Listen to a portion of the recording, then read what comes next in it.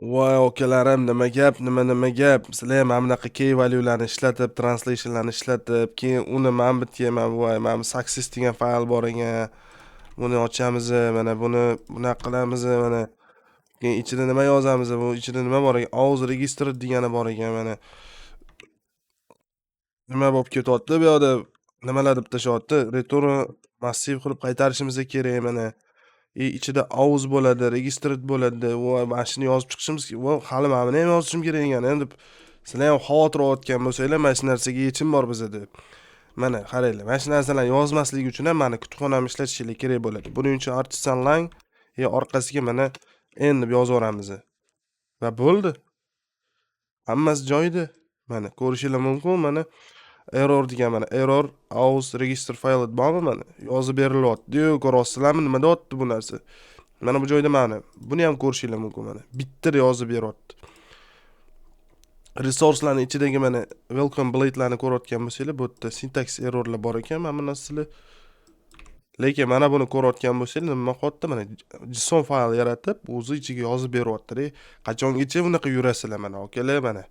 Okalar, opalar kim ko'rayotgan bo'lsa ham qachongacha siz buni qo'lda yozishingiz kerak. Bu narsalar уже bo'ldi, bu vaqtingizni tejaydigan vaqt bo'ldi. Mana shu narsani endi o'zbek tilida ham yaratib olishingiz mumkin. Bemalol mana o'zbekchada ham yaratib beradi va mana buni keylarini o'zingiz tarjima qilib olsangiz bo'ldi-da, biradim. Behijolat mana kutubxonamni ishlatsanglar bo'ladi. Kutubxonam juda ham zo'r. Bu haqida endi to'liqroq ma'lumot olsanglar bo'ladi. Assalomu alaykum barchalarga. Sizlar bilan men yana Isroil Bazizbek. Ovozimga e'tibor bermaysizlar, ozgina shamollab qo'yganman. Xo'p, bugun sizlar bilan Laravel Langen degan kutubxonasi haqida gaplashamiz. Bu kutubxona ishoninglar, sizlarning og'rig'inglarni anchagina yengillashtiradi. Sababi buni tug'ilishi aslida og'riq desak ham bo'ladi. Mening va ko'pchilik Laravel dasturchilarining og'rig'i natijasida bu kutubxona paydo bo'lgan. Bu bizga nima beradi? Endi qaranglar, men qisqacha aytaman. Siz agar multilinguage qotgan bo'lsangiz, xabarlarni mana shu tartibda yozasizlar, to'g'rimi? Masalan, defaultni Laravel dasturchisi mana shunaqa xabarlarni, ya'ni statik xabarlarni tarjima qilish uchun nima qiladi? Oddiy Laravel lang ishlatadi. Endi bu yerdagi og'riq nima? Men odatda yozadigan bo'lsam, men hech qachon mana buni yozib, orqasidan lang papkaga auth user registered degan narsalarni yozib chiqmayman-da. Avval bularni yozib ketaman, keyinchalik buni tarjima qilaman deyman-da, shu tartibda tashab ketaman. Keyin nima bo'ladi? Qaysi faylga nima yozganimni topolmay qolaman yoki-da hammasini birma-bir titkilab chiqishim kerak bo'ladi. Bu kutubxona esa mana shu narsani avtomatlashtiradi. Siz bitta komanda orqali success degan PHP faylni yaratib, ichiga auth user registered degan qiymatni yozib qo'yishingiz mumkin. Bu juda ham easy. Mana bu narsani amalda ko'ramiz. Artisan lang va n qiladigan bo'lsak, ko'rishingiz mumkin. 5 ta PHP key topildi va bitta JSON fayl topildi. JSON uchun key topildi deb aytadi. Ko'rishingiz mumkin mana. N papkada success degan fayl yaratdi, ichiga auth user registered qilib bizga yozib berdi. Juda ham easy va bu narsa bir deganda siz bemalol mana bu narsadagi hamma key value'larni saqlab olsangiz bo'ladi. Hammasini yozib chiqqan, mana ko'rishingiz mumkin. Register mana failed degan hamma narsani yozib chiqqan. Bu narsaga biz kutubxona orqali erishsak bo'ladi. Endi buni kelinglar ishlash qanaqaligini men sizlarga tushuntirib berishga harakat qilaman. Kutubxonani birinchi avvalambor o'rnatib olasizlar dev holatida. Nimaga dev? Chunki bu faqat devda ishlatish maslahat tavsiya qilinadi. Sababi bu production baribir sizga asqotmaydi. Siz hamma tillarni baribir ham devda o'zingizning muhitingizda tarjima qilasiz. Undan keyin mana bu config faylni chaqirib olasizlar va bu config fayl bizga nima qilib beradi? Langen degan config fayl. Xo'p, bu yerda puzzle degan, ya'ni puzzlelar bor. Qaysi puzzlelardagi keylarni o'qisin degan ma'noda. Appni, resource'ni ichidagi views'ni o'qisin deyapti, route'ni o'qisin deb aytilyapti bu joyda. Bu nima degani? App papkadagi xohlagan PHP klassini o'qib chiqadi. Mana bunaqa metodi bormi? Ya'ni qaysi metodlarni o'qib chiqadi. Mana bu tartibda mana oldida ikkita chiziqcha bo'lsa yoki lang bo'lib yozilgan bo'lsa yoki-da trans bo'lib yozilgan bo'lsa, demak mana shularni o'qib key valuesini o'zi yaratib beradi. Va oddiy mana bu tartibda bo'ladigan bo'lsa, JSON faylga yozib beradi yoki-da mana bu tartibda yozgan bo'lsanglar, bu narsani nima qilib beradi? PHP fayliga yozib beradi. Endi ko'rishlar mumkin. Bizda nimalar yaraldi? Bitta JSON fayl ham yaralgan, buning ichida register successfully degani bor. Bu qayerdan keladi deydigan bo'lsak, keldi resource views ichini ko'ramiz. Mana bu yerda mana bularni olib tashlashimiz kerak. Bullet syntaxda bu narsa yo'q. Mana agar siz mana bu tartibda yozmasangiz, nima qiladi? Mana bu tartibda yozsangiz, bu JSON fayl yaratib ichiga key value saqlab beradi.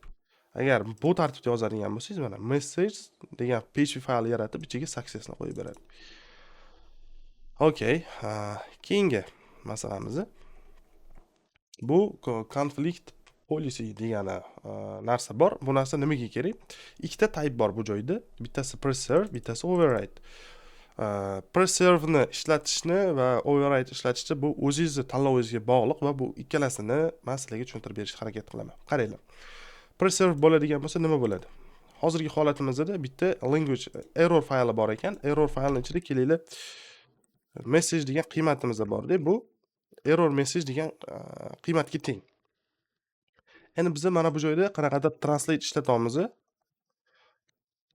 Error PHP ni message'ini deydigan bo'lsak bu ishlaydi, lekin biz bitta joyda shunaqa deb yozganmiz va ikkinchi joyda bu tartibda yozib ketganmiz. Error message error degan narsani yozib ketganmiz. Error emas, text deylik mana. Bu holatda nima qilish kerak bu holatda? Qarasanglar, ikkita yozish kerak bo'ladi mana message text. Lekin bu narsa qabul qilinmaydi. Buning sababi biz massiv ichidamiz, keyini ikkalasini key bir xil bo'lib qoldi. Mana shu narsani qaranglar. Agar type'ni sizlar lang papkada mana konfiguratsiyadan preserve qiladigan bo'lsanglar, bu narsani yozmaydi. Ogohlantirish sifatida aytib ketadi. Qaranglar, conflict skipped error PHP da message text degan narsani skip qildim. Nimaga? Chunki mana bu narsani yozishga to'g'ri keladi, lekin yoza olmaydi. Sababi bu narsa bor. Mana shu yerda masala kelib chiqadi. Bir-biriga konflikt bo'lib qolganligini sizga ogohlantiradi. Nechta konflikt bo'lsa hammasini aytadi va qaysi PHP faylda ekanligini ham. Agar siz type'ni mana bu yerdan override qiladigan bo'lsangiz, ustma-ust yozib yuboradi. Mana qaranglar. Error PHP ga kiramiz. Bu narsa to'xtanglar. Konflikt bo'lib qoldi. Yozgan hisobiga menda saqlanib bo'lmay qo'ygan mana. Eski messajni o'chirib tashadi. Mana bu holatda edi. O'zi ustiga yozib qo'ydi mana. Message text qilib. Bu narsa endi asosan odam ko'p joyda ishlatgandan keyin nima bo'ladi? Qayerda qanaqa key ishlatganini unutib qo'yib, ikkita bir xil bo'lgan narsani har xil yo'nalishda ishlatib qo'yishi mumkin. O'sha paytda override qilsanglar uni o'chirib tashlab ustiga yangisini yozib yuboradi.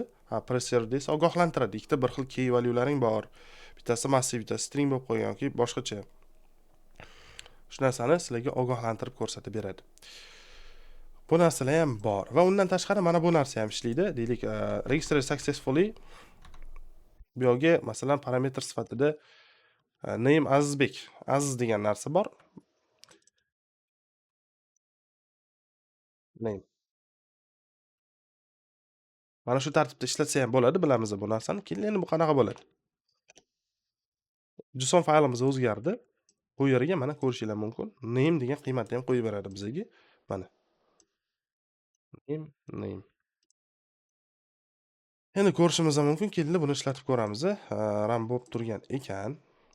Laravel ichiga kiramiz. Mana ko'rasizlar, success degan qiymatimiz bor. Register successfully deb turib Azizni ko'rsatyapti. Endi keldi bu narsani successfully 2 deymiz. Mana. Qiymatda o'zgarayotganini ko'rsanglar bo'ladi. Bu narsa bu nima degani? Bizlar mana bu translation avtomatlashtirganimizda ishlayapti. Endi bu narsani lang qilib turib, o'zbek tilida ham yaratib qo'yishinglar bo'ladi. Bu o'zi avtomatik o'z papka yaratib, ichiga kerakli key valyularni yozib beradi. Shunchaki hozircha tarjima qilmayapti. Bunga aralashtirsak bo'ladi. Lekin bu hozircha shunchaki mana bu narsani avtomatlashtirib beryapti va bu narsani tarjima qilish juda ham oson. Shundan GPT ga tashlasanglar ham key valyusi bilan birgalikda tarjima qilib beradi. Asosiy bu yerdagi muammo har xil klasslarning ichidagi o'sha translationlarni lang papkaga olib o'tish. Bu narsa meni juda ham ishimni cho'zib yuboradi va bu narsani nima qilamiz endi? Avtomatlashtiramiz. Sizlar bilan Isroil Bazbek bo'ldi. Yana bitta iltimosim bor.